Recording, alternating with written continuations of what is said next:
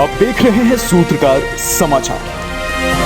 कि जब विदेश के बच्चे जान रहे हैं कि अयोध्या हिंदुओं के तीर्थ स्थली, जहां हिंदुओं के ईश्वर भगवान राम का जन्म स्थान है, ये भारत के लोग नहीं जानते इस बात। सतगुरु श्री सिद्धेश्वर महाराज ने कहा कि 500 वर्षों के बाद भगवान श्री राम का मंदिर बनकर तैयार हुआ है। भारत ही नहीं विश्व में उत्साह और उमंग है। भारत के सभी लोग सनातनी हैं, सभी के पूर्वज सनातन धर्म से आते हैं। सभी लोग खुशी से इस उत्सव को मना रहे हैं। कुछ लोग भगवान श्री राम पर अमर्यादित टिप्पणी कर रहे हैं, लेकिन लोग वैसे ही लोगों को समझ रहे हैं। भारत की जनता राष्ट्र भक्ति, धर्म भक्ति से भरी हुई है। कुछ लोग ऐसे हैं जो वोट के लिए तुष्टीकरण की राजनीति कर रहे हैं। ये वही लोग हैं जो भारत के लोगों को एक साथ नहीं रहने देना चाहते हैं। उन्होंने कहा कि जैसे मक्का मदीना का नाम लेते ही इस्लाम धर्म याद आता है, वैसे ही विदेश के बच्चे अब अयोध्या का नाम सुनने के बाद उन्हें सनातन धर्म, भोलेनाथ, भगवान राम की याद आएगी। पूरे देश में जश्न की तैयारी है, लेकिन देश में कुछ ऐसे लोग हैं जो भगवान राम पर अमर्यादित टिप्पणी करने में लगे हैं। राम मंदिर के आयोजन में कोई राजनीतिक कार्यक्रम नहीं है, लेकिन एक ऐसा तबका है जो टुकड़ों टुकड़ों में लोगों को बांटने का काम कर रहे हैं।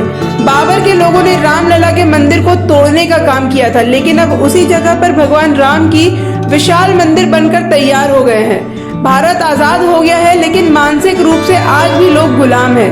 टाई कोट पहनकर खुद को जेंटलमैन बनने की कोशिश करते हैं। जो अंग्रेजी नहीं बोल पाते हैं उन्हें गवार समझते हैं। कुछ 10 से 12% लोग ही देश में अंग्रेजी बोलते हैं। अब भगवान राम का देश में मंदिर बन गया है, इससे अपनी संस्कृति और अपनी पहचान को एक नई ऊर्जा मिलेगी। लोगों ने राम भगवान के ऊपर अमर्यादित टिप्पणियां की हैं।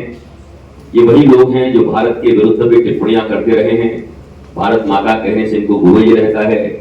ये विध्वंसक लोगों की जय जयकार करते हैं और भारतीयता की बात आती है तो ये पाखंड के नाम पर और अभिव्यक्ति की स्वतंत्रता के नाम पर कुछ भी बोलने लगते, जिससे देश तोड़ने का धारा भी इन पर लग जाए। अगर संविधान मजबूत रहे और तो इनमें धारा लग सकती।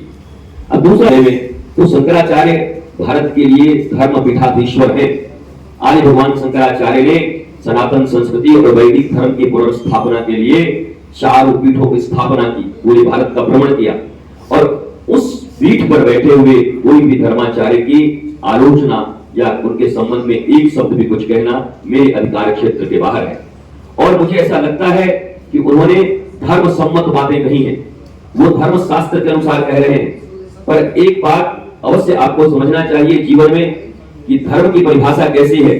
धर्म की जो मौलिक परिभाषा है, न्याय, सत्य, धर्म, प्रेम, करुणा, क्षमा, धृति इत्यादि जितने भी हैं, वो तब भी थे, सतयुग में, त्रेता में, द्वापर में, कलयुग में और आगे भी रहेंगे। परंतु भौतिक रूप से युग धर्म बदलता रहता है। भगवान श्री कृष्ण ने जब महाभारत के युद्ध करवाए धर्म की स्थापना के लिए, तो उस समय रथ चला करता था। मुझे पता है आज अगर पुनः ऐसा कुछ हुआ और भगवान श्री कृष्ण उसी रूप में आए तो रथ लेकर के राफेल लेकर के जाएंगे अर्जुन के साथ, क्योंकि ये भौतिक परिवर्तन है और उस भौतिक परिवर्तन को वो भी स्वीकार करेंगे। तो भौतिक रूप से जो परिवर्तन हुआ है और जो मौलिक रूप से धर्म है, इसके बीच में कहीं कोई संदेह की संभावना नहीं है। युगानुकूल धर्म बदलते रहते हैं। वो धर्मशास्त्र की बातें करते हैं जो पूर्णतः सत्य है। हो सकता है वर्तमान जो संस्था है, सरकार है और भारतीय युगानुकूल इस राष्ट्र धर्म के पुनरुत्थान का कोई समय न देखा जाए, बल्कि ये तो काशी के विद्वानों के द्वारा ही निकाला गया है। तो मैं इस विवाद में नहीं जाना चाहता। उन लोगों को जिनको हमने चंदा खोर कह के और आवारा कह करके उनको बाहर कर दिया था। ये टाई और कोट लगा करके कुछ लोग भारत के भाग्यता को और सनातन संस्कृति को आगे नहीं बढ़ा सकते। मैं टाई की जब बात करता हूँ तो एक बात जरूर करता हूँ, ये साइबेरियन कंट्री में नाक पोंछने के लिए बनाया गया था, पर आज तो टाई लगा करके जेंटलमैन बन जाते हैं। टाई लगा दिया, धोती कुर्ता कोई पहन लिया तो बड़ा प्राचीन बन गया, बड़ा ओल्ड हो गया। तो चूंकि मैकॉले ने कहा था कि भारत शरीर से आजाद होगा पर मानसिक रूप से इसको हम गुलाम रखेंगे सैकड़ों वर्षों तक, और वो मानसिक गुलामी देसी मुर्गी विलायती गोल्ड अंग्रेजी के चक्कर में, अंग्रेजियत के चक्कर में वो आज भी हमारे भीतर में विद्यमान। भारत के साथ साथ दुनिया में केवल 7 से 9 देश अंग्रेजी बोलते और इसको ग्लोबल लैंग्वेज घोषित कर दिया सबने।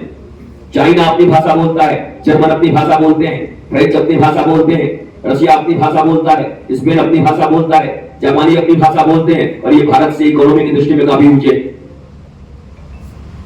इनकी देशभक्ति पर कोई शक नहीं कर सकता।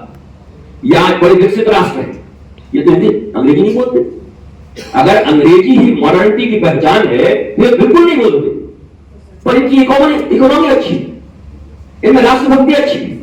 दैट मीन्स मैगोले की शिक्षा व्यवस्था ने भारतीयों के चेहरे में ही मान्यता इंफीरियरिटी कॉम्प्लेक्स प्रवेश कर दी कि तुम्हारी भाषा भी कमजोर, तुम्हारी लिपि भी बेकार, तुम्हारी संस्कृति भी बेकार, जो अंग्रेजी बोलेगा वो जेंटलमैन कहलाएगा। और ये 10-20% अंग्रेजी बोलने वाले लोग भारत को रिप्रेजेंट कर रहे हैं। कि जब विदेश के बच्चे जान रहे हैं कि अयोध्या हिंदुओं के तीर्थ स्थली, जहां हिंदुओं के ईश्वर भगवान राम का जन्म स्थान है, ये भारत के लोग पूरी जानते इस बात। क्या ये जानते नहीं या जानकर भी जानना चाहते नहीं? दो चीजें होती हैं। एक तो आप सो रहे हो तो जगाया जाए, दूसरा है अगर आप जगे हो, सोने का नाटक कर रहे हो तो आपको जगाया नहीं जा सकता। मुझे ऐसा लगता है कि भारतवर्ष के विखंडन के लिए जो लोग जगे तो हैं विखंडित करने के लिए, पर सोने का नाटक कर रहे हैं, उनको आप कदापि नहीं जगा सकते। परंतु एक लार्ज स्केल में बड़े नंबर में भारतीय खड़े हो गए। भारतीय ही नहीं, विश्व के कोने कोने में जितने भी लोग सनातन परंपरा को मानते वो सब खड़े हो गए और आज ये वैश्विक महोत्सव बन गया। आप जहां देखिए, हमारे श्री आनंदम धाम ट्रस्ट के तहत ही भारत और विदेशों के 108 नगरों में यह दीपोत्सव महोत्सव मनाई जा रही है। कनाडा हो, ऑस्ट्रेलिया हो, यूएसए हो, यूके हो, सब जगह सऊदी तक में दीपोत्सव मनाया जाएगा। और ये महामहोत्सव कोई सरकारी महोत्सव नहीं है, ये महामहोत्सव किसी दल का महोत्सव नहीं है। दल के दलदल से ऊपर उठकर सनातनी और भारतीयों के दिल का महोत्सव है, क्योंकि भारत की आत्मा श्री राम है, कृष्ण है, भोलेनाथ। इसके इन्हें बांटना, छोटे छोटे टुकड़ों में करके हृदयों में वैमनस्य पैदा करना, जिन लोगों का धर्म है वो अब पराजित हो रहे हैं। आप देख रहे हैं सूत्रकार समाचार।